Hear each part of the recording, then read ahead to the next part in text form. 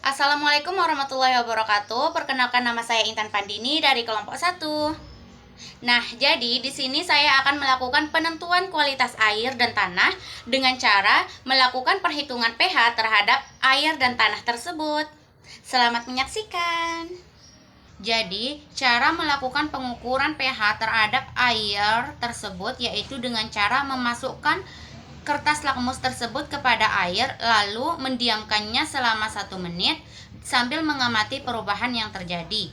Kemudian, hasil tersebut dicocokkan kepada kotak indikator pH tersebut untuk mengetahui berapa nilai dari pH air.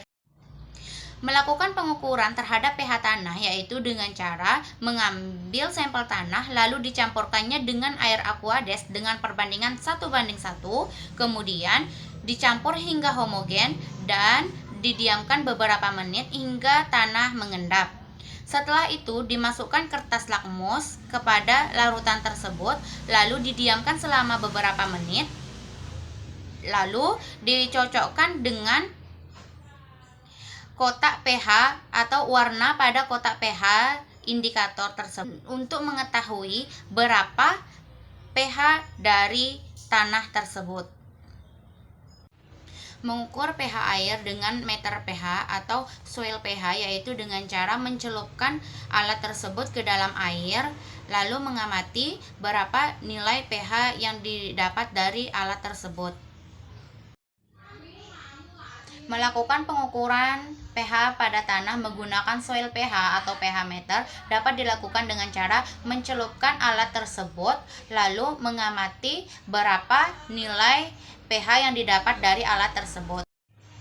Berdasarkan hasil pengukuran, diperoleh pH air sungai menggunakan pH universal sekitar 7, kemudian menggunakan meter pH atau soil pH sebesar 7,05, di mana hasil tersebut menunjukkan bahwa kondisi air sungai tergolong netral namun sedikit basah.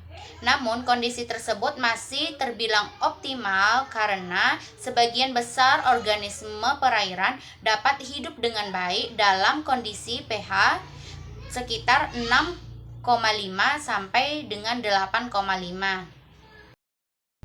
Hasil pengukuran pH tanah sungai menggunakan pH universal menunjukkan nilai 7 dan itu tergolong netral. Namun menggunakan soil pH atau pH meter mendapatkan nilai 6,12 dan itu tergolong sedikit asam. Hasil nilai yang berbeda dapat terjadi akibat metode pengukuran dan sensitivitas alat yang berbeda. Jadi, melakukan pengukuran pH terhadap air dan tanah itu sangat penting.